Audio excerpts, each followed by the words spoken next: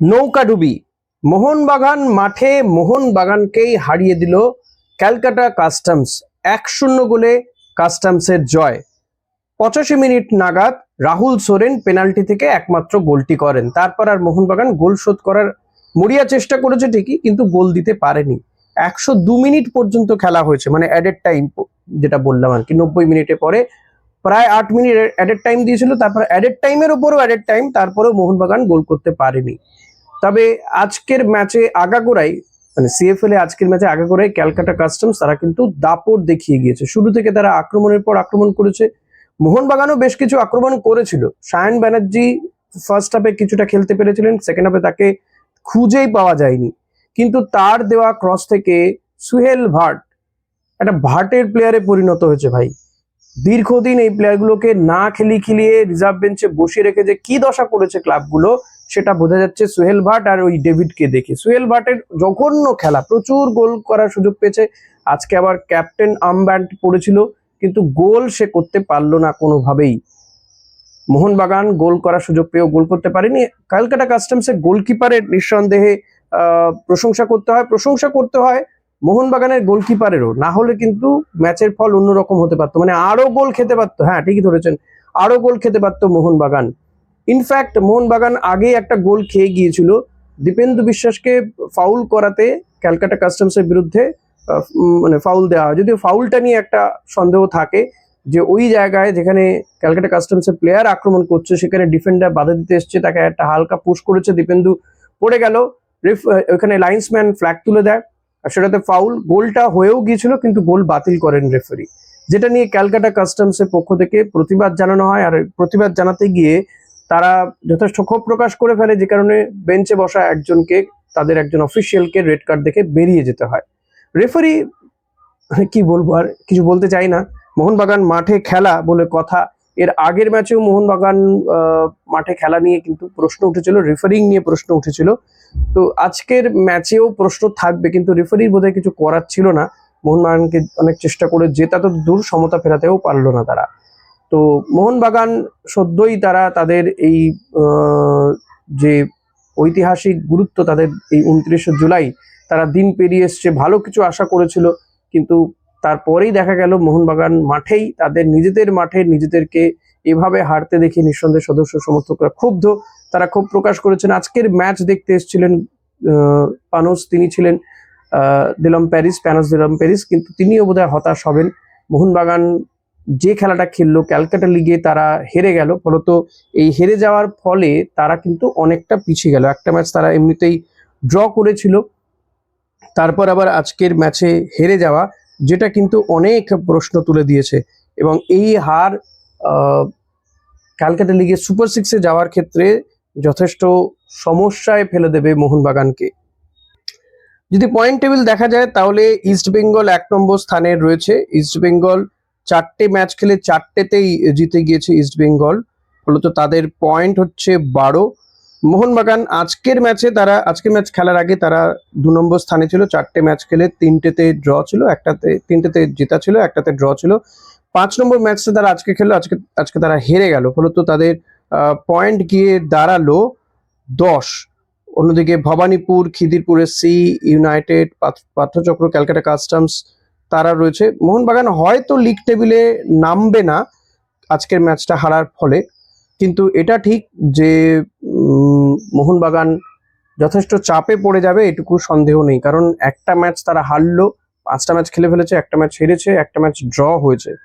Super সিক্সে যাওয়া হয়তো খুব একটা অসুবিধা হওয়ার কথা নয়, কিন্তু এই ধারা যদি বজায় থাকে সুহেল ভাটদের, তাহলে কিন্তু বিপদ আছে। আজকে তো অ্যালেক্স সাজিকেও খেলিয়ে দিয়েছে তারা ডিফেন্সে। মোহনবাগান সিনিয়র টিমের প্লেয়ারদের খেলাচ্ছে, দীপেন্দু বিশ্বাসকে খেলাচ্ছে। দীপেন্দু বিশ্বাস যদিও আর কয়েকদিনই আছে, সে চলে যাবে চেন্নাইতে, চেন্নাই এফসির সঙ্গে তার চুক্তি হয়ে গেছে। আর কয়েকদিন পরেই সে তাদের প্র্যাকটিসে জয়েন করে যাবে। তো অলমোস্ট সিনিয়র টিমের একাধিক প্লেয়ার, দীপেন্দু আইএসএল খেলা প্লেয়ার, সোহেল ভাট আইএসএল খেলা, সায়ন আইএসএল খেলা ফুটবলার, অ্যালেক্স সাজি সেও আইএসএল খেলা, যথেষ্ট দাপটের সঙ্গে সে খেলেছে। তারপরেও মোহনবাগান এই ক্যালকাটা কাস্টমসের মতন টিমের বিরুদ্ধে যেভাবে তারা হেরে গেল আজকের ম্যাচটা, সেটা কিন্তু অনেক প্রশ্ন তুলে দিয়েছে। বাস্তব রায়ের তার যে কোচিং, সেটা নিয়েও কিন্তু প্রশ্ন তুলে দিচ্ছে আজকের ম্যাচের পরে। খুব স্বাভাবিকভাবেই আজকের ম্যাচের পরে মানে সমর্থকরা কিন্তু ক্ষোভ প্রকাশ করে, তারা ক্ষোভ প্রকাশ করেছে তাদের প্লেয়ারদের ওপরে বাস্তব রায়ের বিরুদ্ধে।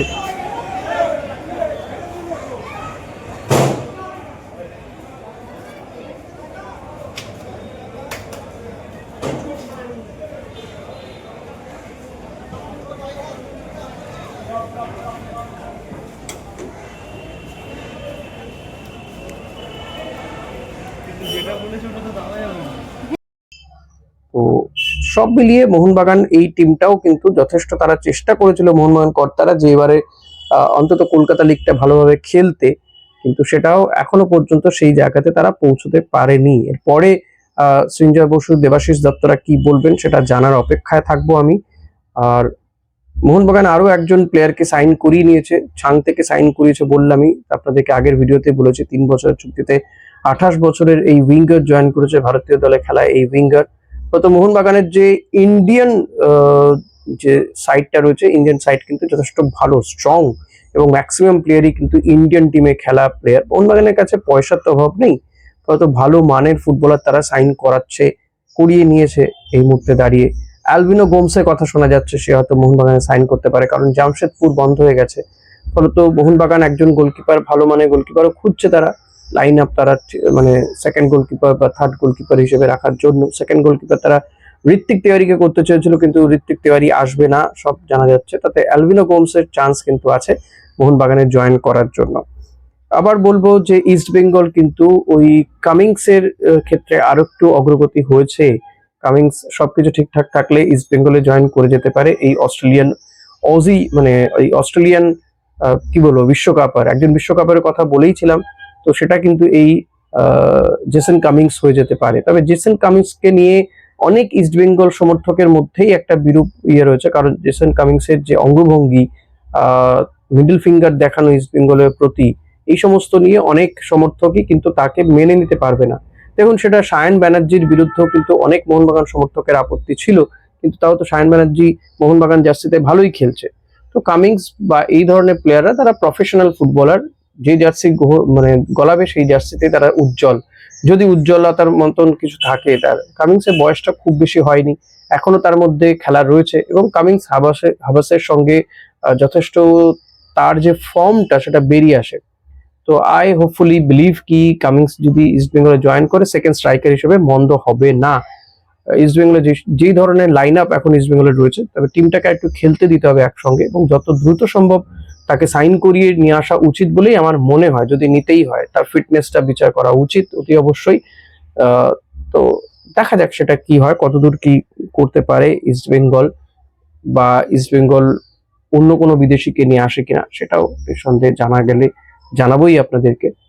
তো লেটস সি কি হয়। তবে আজকে মোহনবাগানের যে খেলা দেখলাম, খুবই হতাশ আমি। আপনাদের কি আর কি মনে হয়েছে? খেলা নিশ্চয়ই অনেকে দেখেছেন, না দেখে থাকলে কি বলবেন? মোহনবাগানের এই হারকে কিভাবে ব্যাখ্যা করবেন আপনারা? কমেন্ট করবেন অতি অবশ্যই। ভালো লাগলে লাইক করুন, শেয়ার মাস্ট, মেম্বারশিপও নিতে পারেন। Thank you.